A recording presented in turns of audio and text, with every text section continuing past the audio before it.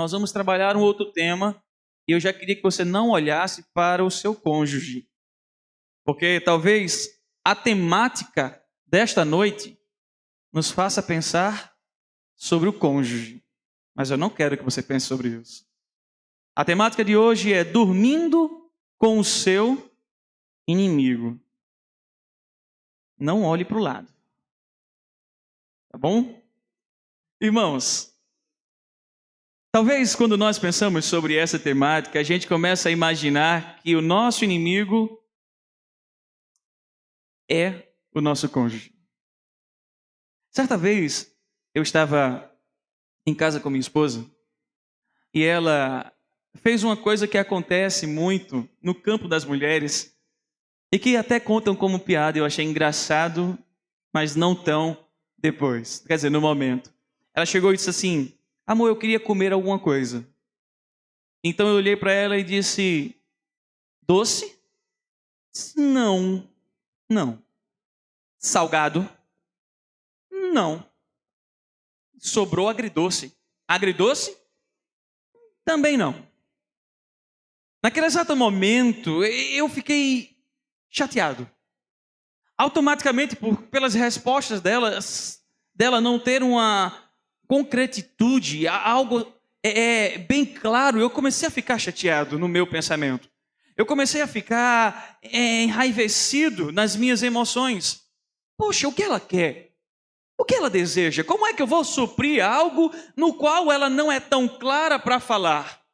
Nos meus pensamentos eu ficava brigando comigo mesmo por causa da falta de resposta clara da minha esposa.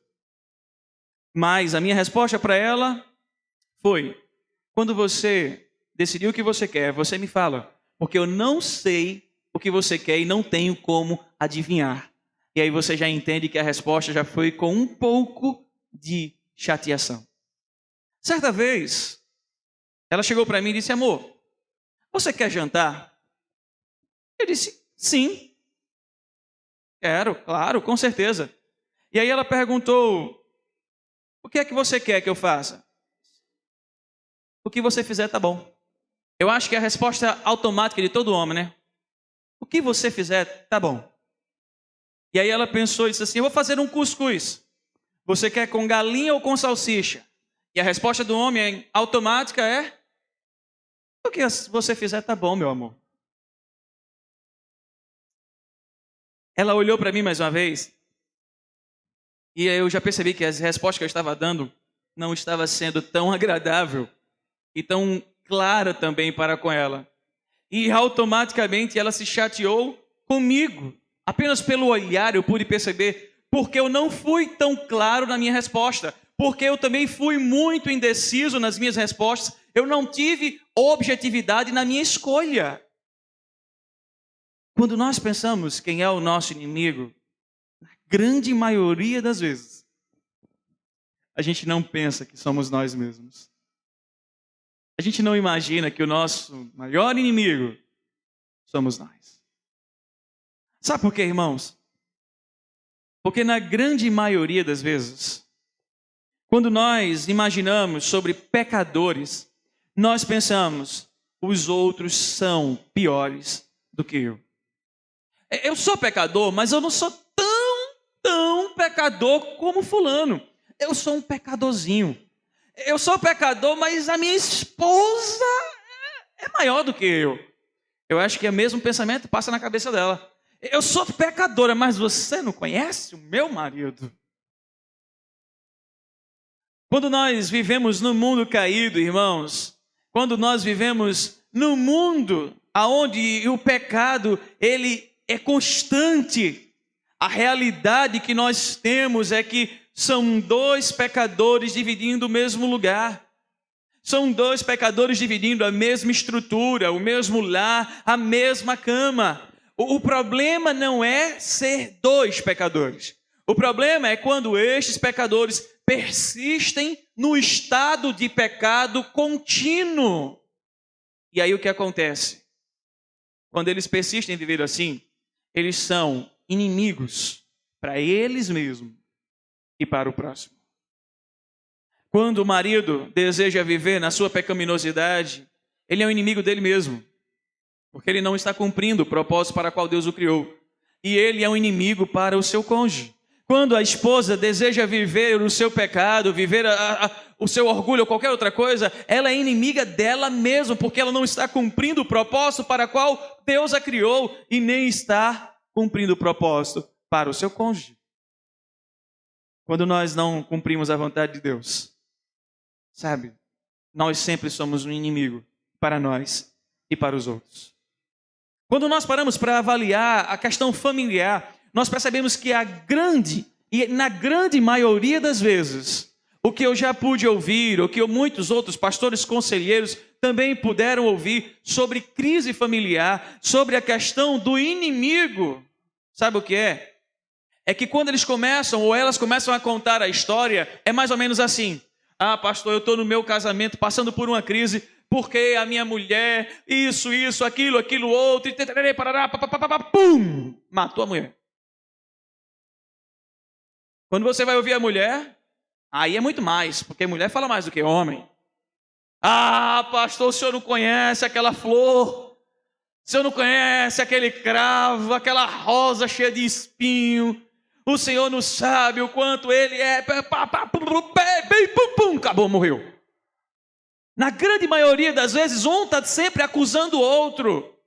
E ninguém chega para dizer assim: pastor, o meu casamento está em crise, porque eu sou o grande inimigo do meu casamento. Existe uma estrutura chamada no aconselhamento pastoral e na teologia de aconselhamento noutético. Ele é chamado assim porque é uma palavra grega que quer dizer autoconfrontamento. Uma das coisas que eu pude mais estudar e aprender dentro do seminário presbiteriano, em meio às leituras e congressos, justamente foi essa área que eu tanto amo. Aconselhamento noutético, autoconfrontamento. Se o teu casamento está caminhando em crise, saiba que o maior inimigo que você está dormindo não é o teu cônjuge, é você. Talvez você seja o problema do seu casamento, porque você não está controlando você mesmo. Você lembra do segundo mandamento? Amar ao próximo como? Como é que eu vou amar o próximo se eu não me amo? Como é que eu vou cuidar do próximo se eu não cuido de mim? Como é que eu vou dar ao próximo aquilo que eu não estou dando para comigo? E lembre-se que o cuidado para comigo e para com o próximo é consequência do cuidado e da comunhão que eu tenho para com Deus. Amar a Deus sobre todas as coisas e ao próximo como a mim mesmo. Eu revelo para o meu próximo o amor que eu tenho para com Deus e para comigo.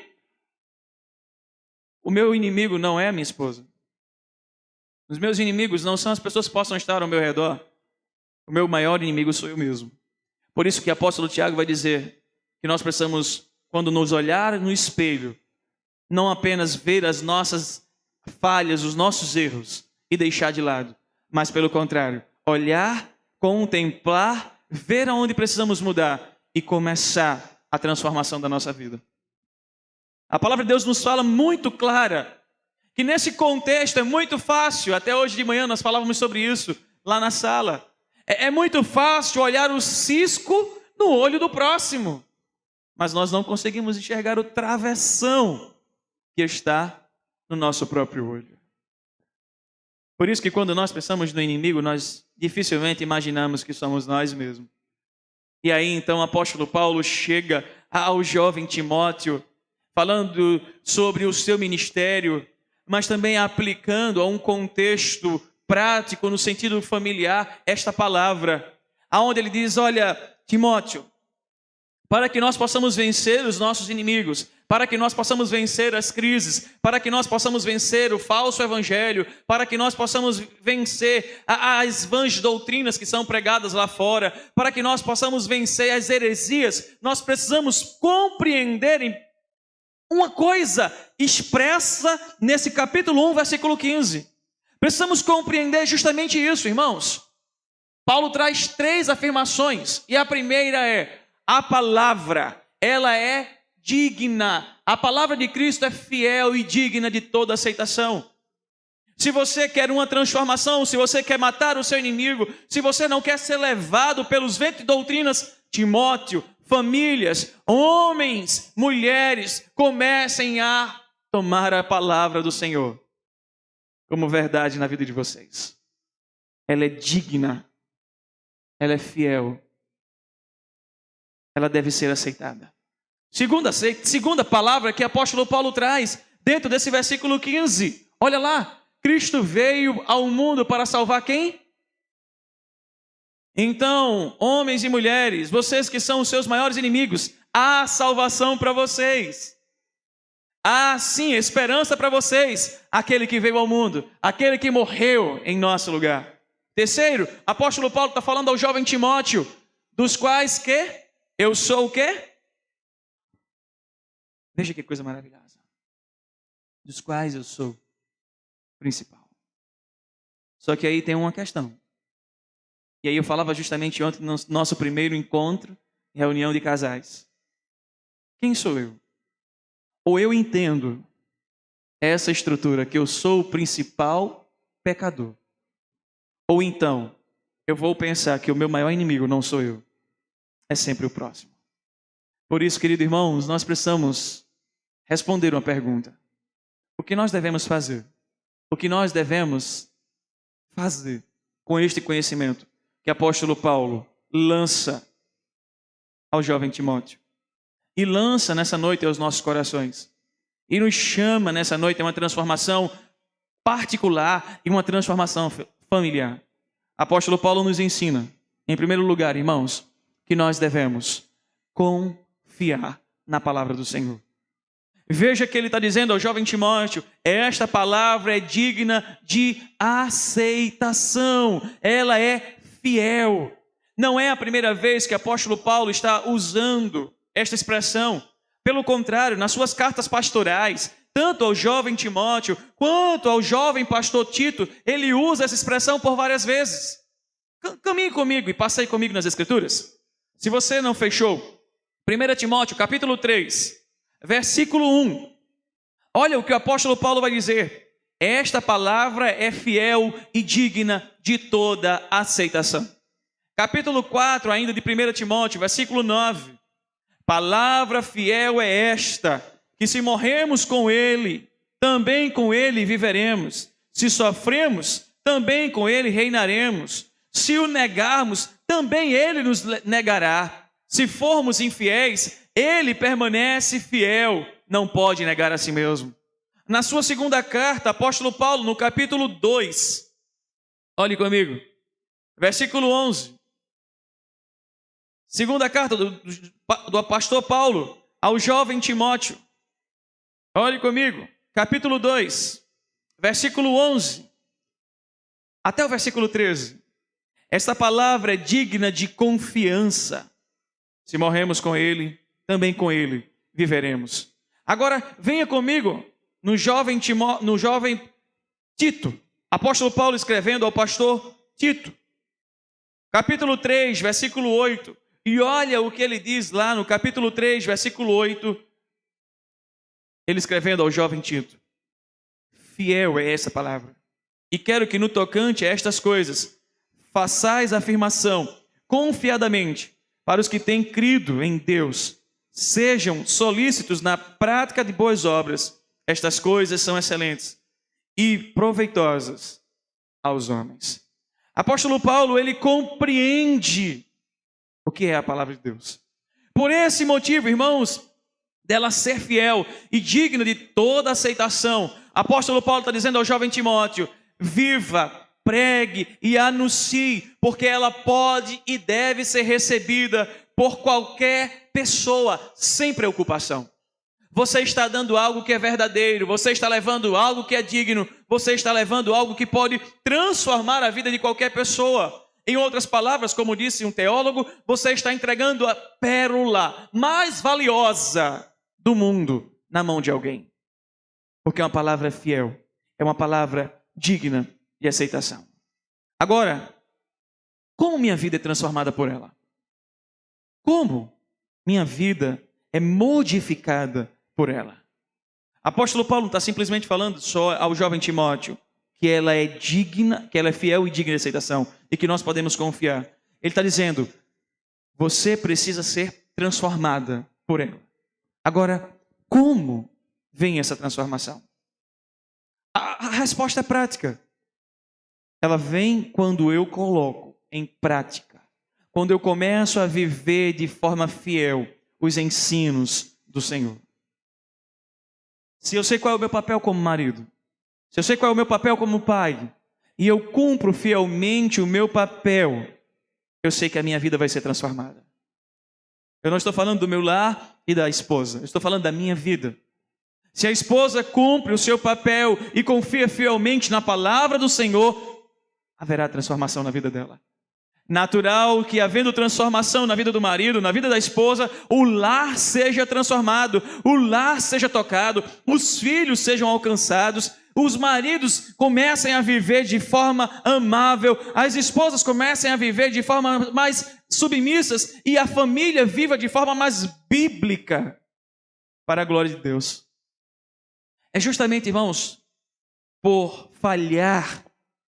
justamente por falhar na confiança da palavra do Senhor, que muitas famílias estão sendo destruídas. É justamente por falhar em confiar nela, que muitos homens não cumprem o seu papel, que muitas mulheres não cumprem o seu papel, preferem confiar nas estratégias humanas, preferem confiar no seu intelecto, preferem confiar no que alguém falou, no que leu nas coisas seculares, do que na voz do Senhor, por meio da sua palavra. Se existe algum livro mais digno de toda aceitação e mais fiel do que as Escrituras, por favor, me apresente. Por favor, traga a presença dessa igreja. Porque o único livro inerrante, o único livro infalível é a palavra do Senhor. É ela que vai tocar o teu coração, homem. É ela que vai tocar o teu coração, mulher. É ela que vai alcançar o coração dos teus filhos e vai trazer prosperidade à tua família. Por isso, ou você confia, ou você não entendeu o que é a palavra do Senhor. Por isso, o jovem Timóteo estava sendo exortado por Paulo. Confie nessa palavra. Descanse nessa palavra.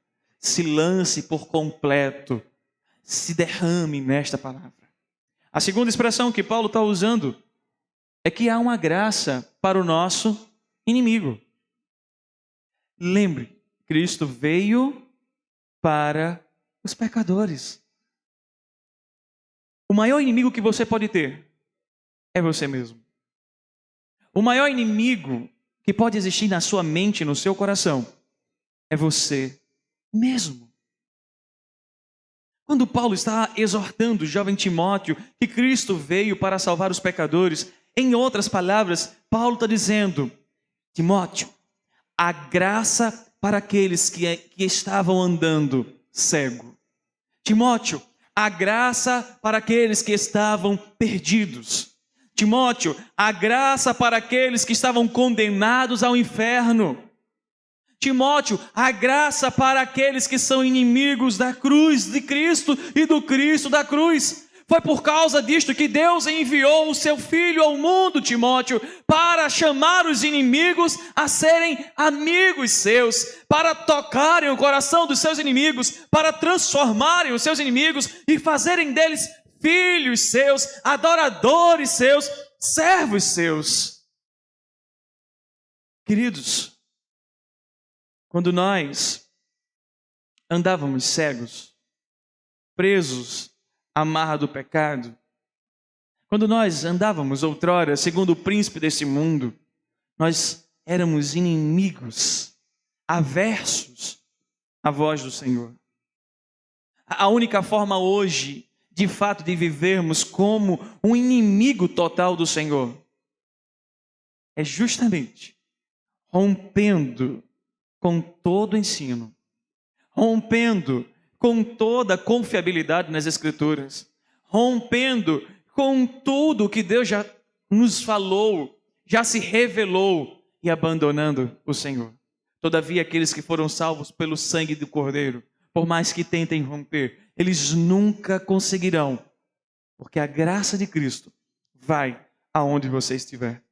Por isso, por mais que você tente ou queira se constituir inimigo de Deus, se o Senhor te escolheu, Ele vai ao seu encontro, Ele vai à sua vida, e Ele vai te encontrar, e Ele vai te chamar pelo nome. Apóstolo Paulo estava chamando o jovem Timóteo para compreender o propósito de Cristo ter vindo ao mundo. Ele está dizendo: olha, Timóteo, essa palavra, ela é fiel, você pode pregar, você pode anunciar, é ela que vai transformar o homem, é ela que vai transformar a mulher, é ela que vai modificar as famílias, é ela que vai restaurar a sociedade por meio do sangue do Cordeiro, ela é fiel, ela é a voz do Senhor. Outra coisa, Timóteo, o Cristo veio ao mundo e Ele veio com um propósito, foi salvar pecadores. Desde a entrada de Cristo no mundo, não existe, irmãos, pecadores que não possam mais ser salvos. A única forma de obter a salvação, ou na verdade receber a salvação, é por meio de Cristo que veio a esse mundo. Quando nós compreendemos a expressão de que Ele veio ao mundo para salvar pecadores, há uma outra conclusão: não existe nenhum bonzinho. Não existe. Eu estou dormindo com o meu inimigo. Meu inimigo é meu cônjuge. Você é tão bonzinho. Pense como você é bonzinho. Como minha mãe dizia brincando, é um anjo de candura. Você já se pegou brigando sozinho com você mesmo? Quem nunca passou por isso? Às vezes minha esposa está conversando com ela mesma e eu penso que ela está falando comigo e eu vou falar, ela diz: estou conversando comigo. Mas tu está brigando. Mas estou conversando comigo. Desculpe atrapalhar o seu diálogo.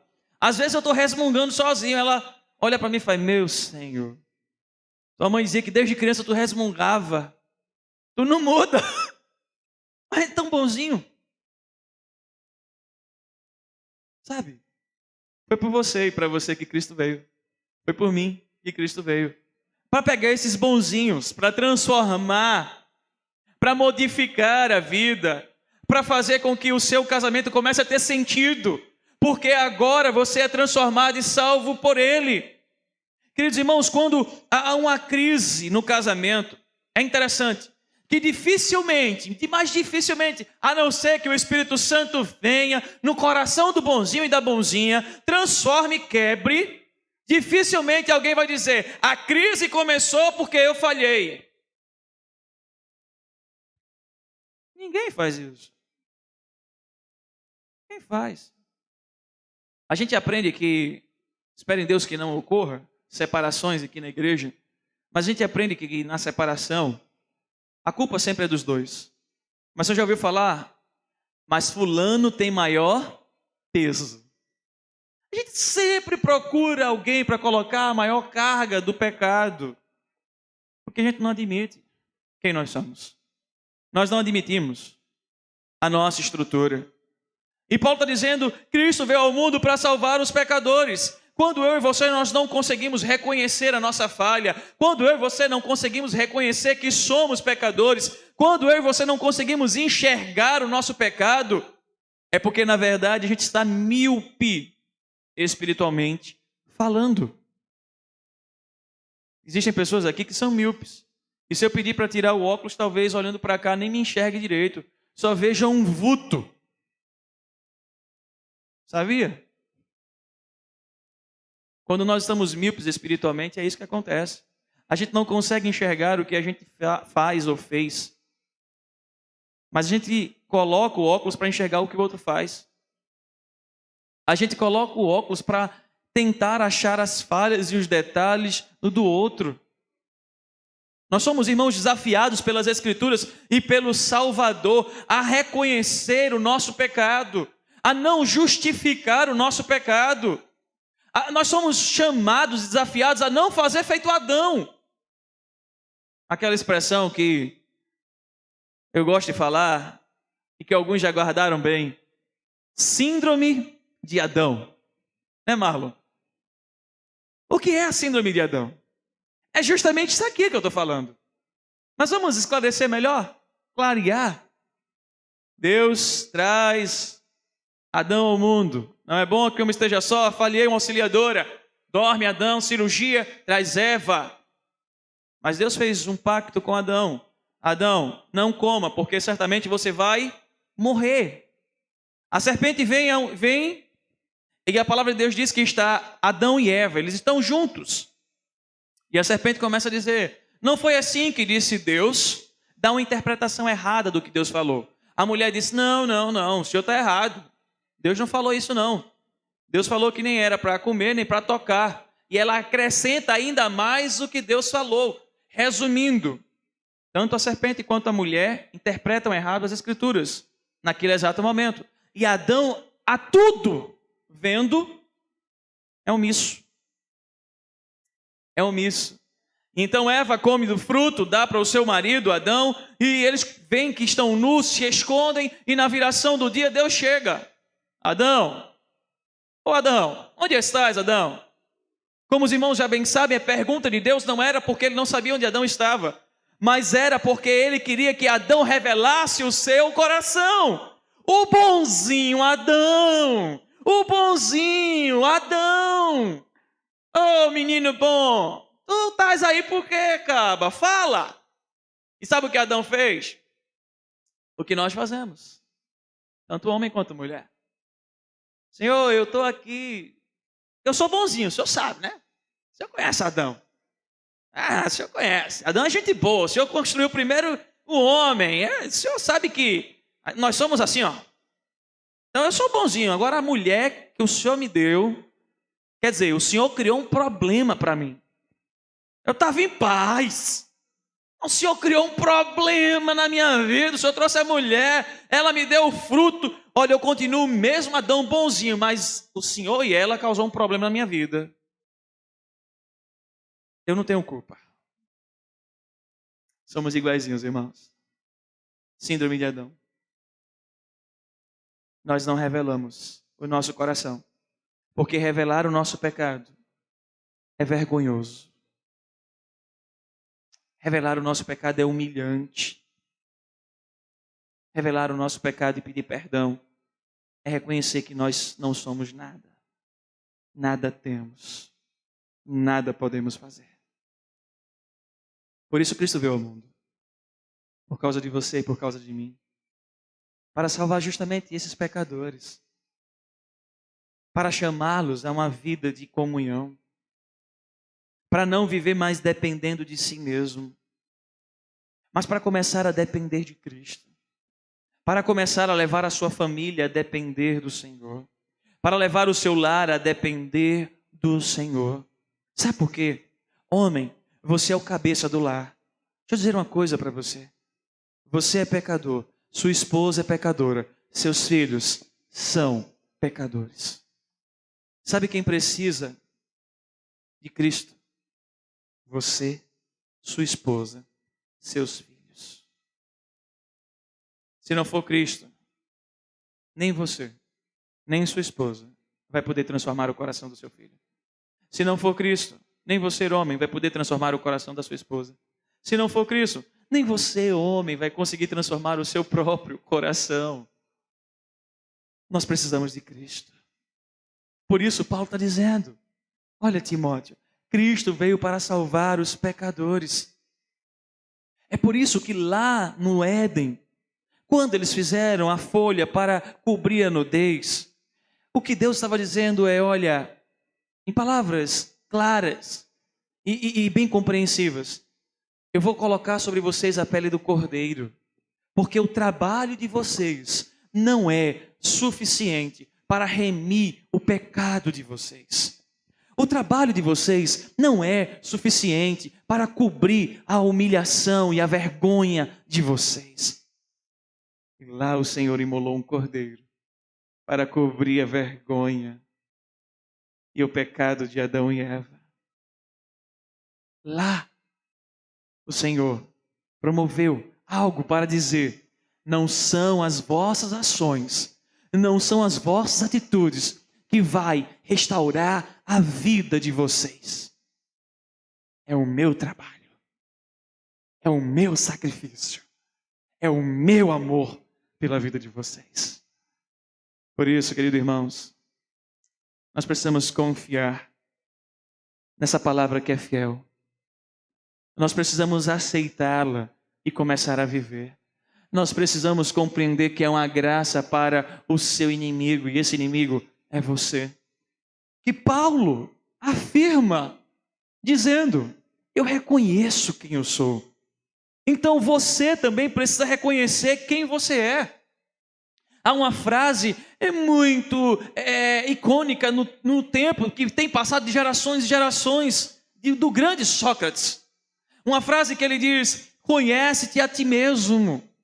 Talvez aqui, irmãos, os coaches dos nossos dias diriam que Paulo está, depreciando a própria vida.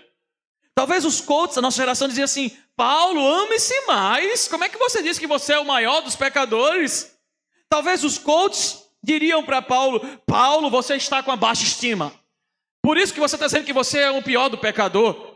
É o principal. Não, é sua baixa estima. Você precisa, Paulo, malhar, você precisa fazer atividades, você precisa emagrecer, você precisa dar um jeito no cabelo, você precisa, se apresentar bem para você ver que não é por aí.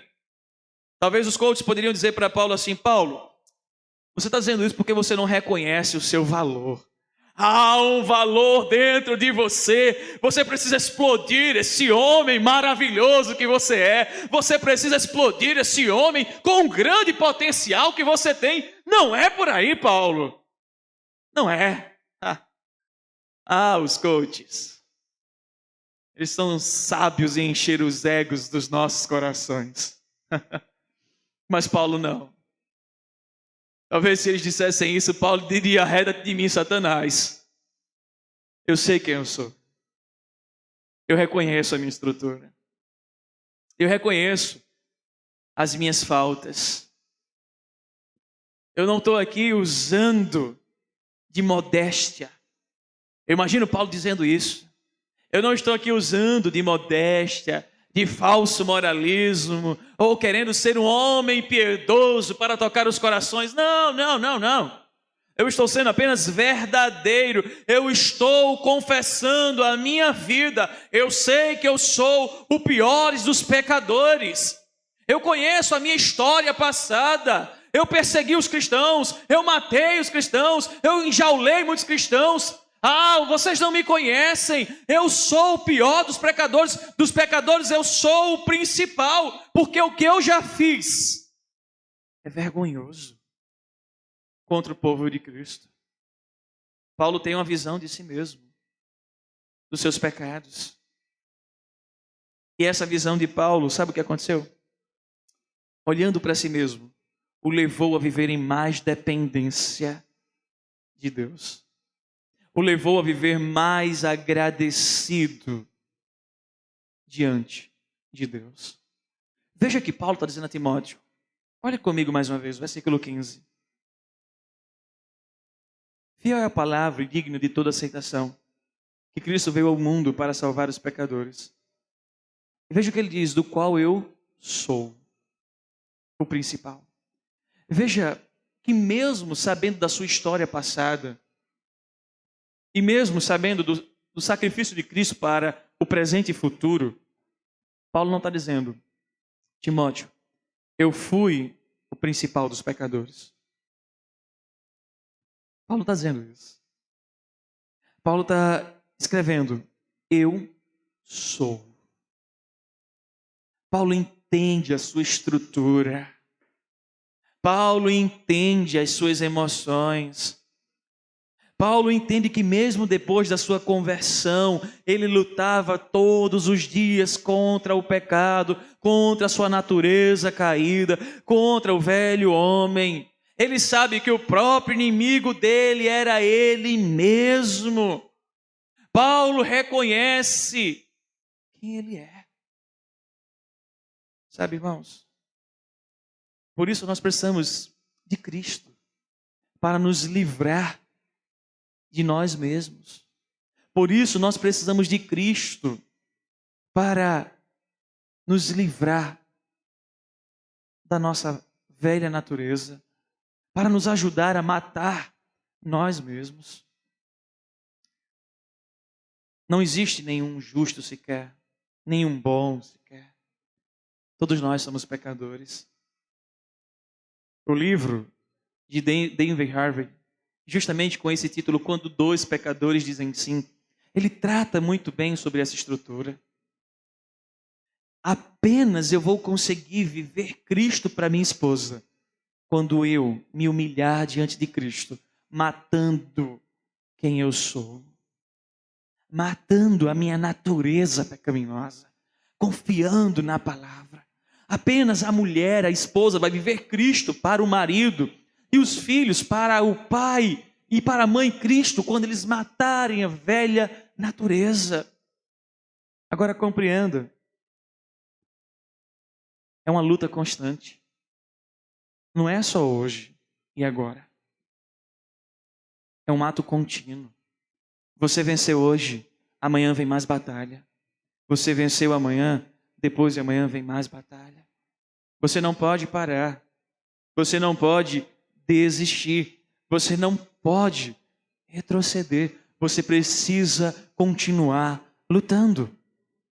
Por isso, querido irmão e querida irmã, nessa noite, em nome de Jesus, comece a compreender o seu maior inimigo, aquele que dorme com você, seu maior inimigo, não é o seu cônjuge. Agora você pode olhar para ele ou para ela com mais alívio, né? Porque senão ia chegar em casa dizendo: você está me chamando de inimigo? Você está me chamando de inimiga? Começou tudo de novo. Agora você pode olhar com alívio, porque o seu maior inimigo é você mesmo. Agora você sabe contra quem lutar. Agora você sabe quais as armas você pode usar para lutar e matar esse inimigo que é você, que é o pecado que habita em você. Qual é a arma? Você precisa confiar na palavra do Senhor. Porque essa palavra, ela é fiel. Ela é digna de toda aceitação. Ou você aceita essa palavra fiel hoje e começa uma transformação na sua vida. Ou não pense que as coisas vão ser transformadas por causa das tuas emoções e do teu intelecto. Você pode matar o teu inimigo hoje, confiando, cada vez mais se rendendo ao Cristo que te salvou. E cada vez mais reconhecendo que você é pecador. Deixe-me colocar em prática tudo isso que eu estou falando. Sabe quando é que um alcoólatra ele busca auxílio? Sabe quando é que um alcoólatra ele busca ajuda para a transformação da sua vida? É quando ele entende que é dependente do álcool. A mesma coisa é um viciado em droga. É quando ele entende que é dependente deste algo e que este algo controlou a sua vida. Sabe o que significa isso para a minha vida e para a sua? Se eu e você nós entendermos que somos pecadores, talvez hoje, ou ouso dizer, não talvez, mas hoje comece a transformação que você precisa. Porque você vai começar a entender quem você é e que você precisa de algo divino, perfeito, maravilhoso para transformar esse coração, para transformar essa vida. Por isso, queridos irmãos, eu queria que você pensasse nessa frase. Somos pecadores e precisamos de Cristo para exercer o nosso papel. Sem Cristo, o que nós iremos fazer é revelar o nosso coração orgulhoso e vaidoso. Só Cristo é o único que põe freio ao nosso coração e aprisiona o meu inimigo, que sou eu mesmo. Você quer que Cristo faça isso na sua vida hoje? Você quer que Cristo comece uma transformação em seu ser hoje? Convido você a fechar os seus olhos, a orar ao Senhor. Eu convido você a se derramar diante dele. Eu convido você a se colocar diante dele, pedindo para confiar mais na palavra do Senhor. Pedindo que Ele venha ao seu encontro, reconhecendo o seu pecado.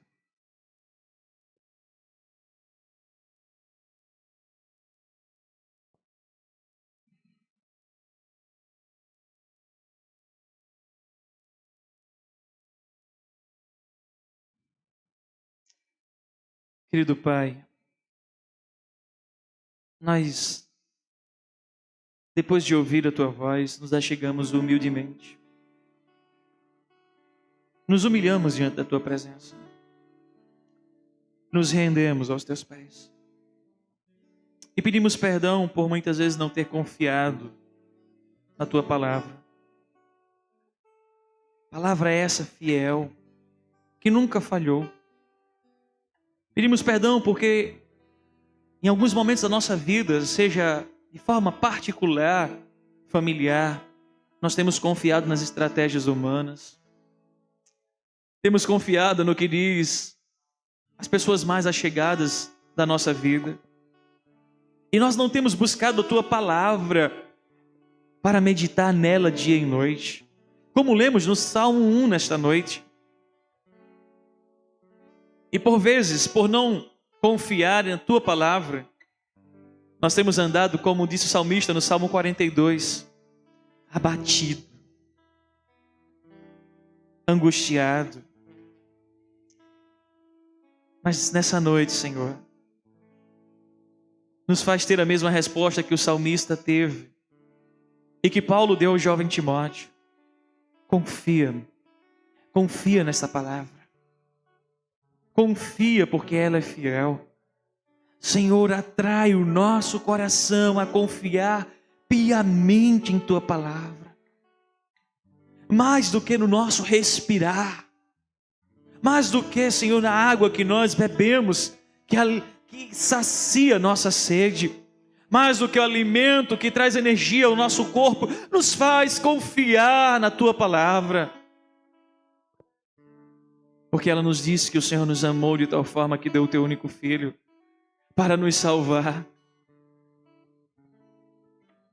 Oh, Espírito Santo, obrigado pelo amor de Cristo em nossa vida e sobre a nossa vida. Amor esse que nos revela que há uma graça para o nosso ser. Há uma graça para nos auxiliar a vencer as nossas guerras internas. Obrigado, Jesus, por ter vindo. E obrigado por nos fazer reconhecer que nós somos pecadores. E nos fazer entender que o Senhor é suficiente para pôr um freio na vida deste pecador, para colocar em prisão todo desejo pecaminoso. Vem, Espírito Santo de Deus, nessa noite e levanta os homens para cumprir o seu papel confiado na Tua palavra, conhecendo a sua estrutura, mas sabendo que há graça para auxiliá-los no cumprimento. Vem, Espírito Santo de Deus, nessa noite, levanta as mulheres para cumprimento do propósito para qual foram criadas, confiadas na Tua palavra, sabendo que há uma graça para a vida delas, para auxiliá-las a vencer as suas guerras internas. Vem, Espírito Santo de Deus, e levanta nessa noite, Pai, os filhos a confiarem na Tua palavra, a entenderem que são pecadores e que necessitam desta graça salvífica chamada Cristo Jesus para fazê-los vencer os inimigos que habitam dentro deles. Levanta, Senhor, nesta noite, as famílias para Te servirem, para andarem confiados no Salvador, para viverem amando a palavra deste Salvador, para cada vez mais, Senhor Deus, se renderem aos Teus pés, por compreenderem o chamado deste Salvador. Em nome do Senhor Jesus, cuida de nós e nos ajuda, Pai, desde agora e para sempre. Amém. Amém.